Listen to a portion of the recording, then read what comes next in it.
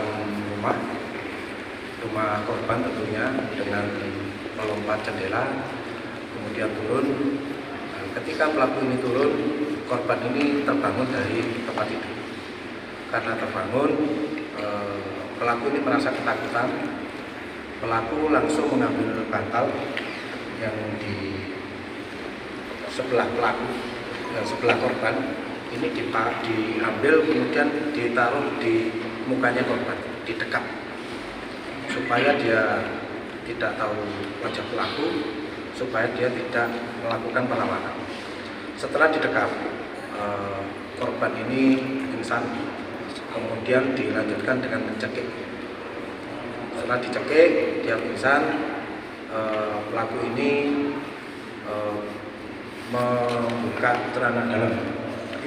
celana dalam korban. Celana pendek, celana dalam ini dibuka oleh korban. Kalau menurut pengakuan pelaku, supaya korban ini tidak melakukan pengejaran. Tetapi dugaan kami selaku penyidik, kami menerapkan pasal percobaan perkosaan sesuai pasal 385 Yunto 53 KUHP. Nah, setelah dia membuka celana dalam, pelaku ini mengambil seluruh barang-barang milik korban. Barang yang telah diambil ini adalah tas, kemudian uang, handphone. Nilai kerugian seluruhnya ini mencapai 1 juta rupiah. Barang yang telah diambil oleh pelaku, kemudian pelaku keluar dengan jalan yang sama. Setelah berhasil keluar, ini dibuanglah barang bukti yang menurut pelaku ini tidak bermanfaat, ini dibuang, seperti tas, KTP, kartu BPJS, untuk tabungan, ini dibuang di sekitar TKP.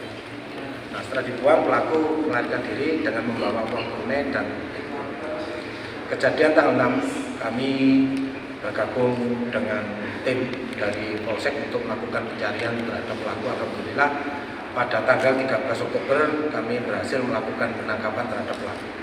Memang dari interogasi awal pelaku ini tidak mengakui, tapi dengan teknis kami yang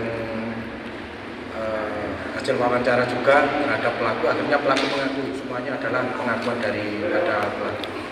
Dengan demikian kami selaku penyidik dapat membuktikan bahwa pelaku ini dapat disangkakan pasal 365 ayat 1 dan atau pasal 385 Yunto 53 KUHP. Ancaman hukuman ini 9 tahun, maksimal 9 tahun. Nah, ini ada beberapa barang bukti yang telah disita oleh pihak penyidik. Ini ada bantal, pakaian dalam, kemudian ini pakaian pelaku ya. Ini bantal yang diperlukan menuju. Kita ini melakukan proses penyelidikan tentang identitas pelaku berdasarkan informasi dari masyarakat. Kemudian kita melakukan mapping terhadap pelaku. Alhamdulillah kita menemukan identitas pelaku. Setelah kita mengetahui keberadaan pelaku, kita segera melakukan penangkapan dan kita klarifikasi kepada korban bahwa apa yang dilakukan oleh pelaku, pakaiannya ini betul pakaian seperti ini, karena korban ini sempat melihat wajah sebelumnya pelaku sebelum pingsan. Pelaku sendiri ditangkap di mana kemudian? Pelaku waktu itu ditangkap di rumah ya, di sekitar rumahnya. Kalau dia untuk mencekik itu sebenarnya apa sih? Kalau dia melakukan pencekikan itu sesuai dengan pengakuan dari pelaku. Yang pertama supaya dia tidak mengetahui, terus supaya pingsan. Tidak untuk membunuh atau gimana? Kalau selama ini kita kan tidak ada menemukan luka-luka ya. Kalau mungkin ada menemukan luka-luka, mungkin bisa kita terapkan pasal percobaan pembunuhan.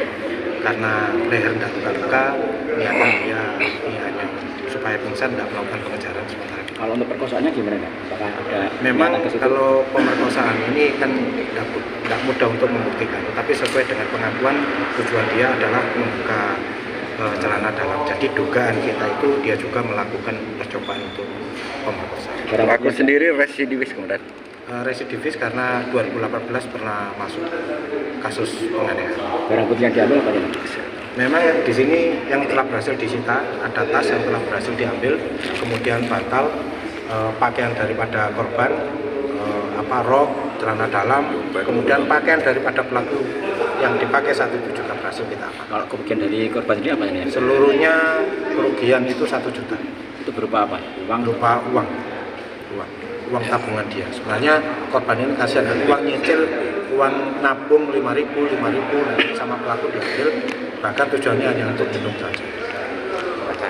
Pengakuan dan data yang kami dapatkan, dia pernah masuk tahun 2018 kasus 351 di Madiun, sudah pernah masuk 1 kali. Hasil kejahatan dipergunakan untuk apa nih? Menurut pengakuan pelaku dipakai untuk apa sih? Uang. Yang keras, Untuk minum minuman keras. Jadi hasil kejahatan dipergunakan untuk minum minuman keras. Di Madiun Kota dia melakukan penganiayaan terhadap orang lain pada tahun 2018 dan sudah divonis. Kebetulan korban ini kondisi cacat ya, jadi disabilitas. Dia sendiri sebenarnya statusnya itu sebagai guru les sukarela. Guru les sukarela. Kok melakukan pencurian dengan kekerasan dia apa? Saya bangun korban. Apa? Dan korban bangun. Dan kamu mencurinya kenapa kamu mencuri? Pengen punya uang atau pengen minum atau apa? Jadi uang itu tujuannya mencuri memang betul-betul untuk ini. Iya. Terus kenapa korban kamu cekin? biar mati. Enggak, kalau itu bangun korbannya Niatmu mencuri apa berdosa juga? mencuri. Tapi ada niat untuk memperkosa. Ya. Celananya di Kenapa dibuka? Itu kenapa? Biar kalau enggak kejar. Kan sudah tahu dia disabilitas, kenapa itu? Dia kan sudah cacat itu, kan tidak mungkin ngejar. Sebelumnya belum tahu saya. Sebelumnya tidak tahu kalau itu cacat. Hmm. Sempat nafsu apa enggak kamu? Enggak. Enggak.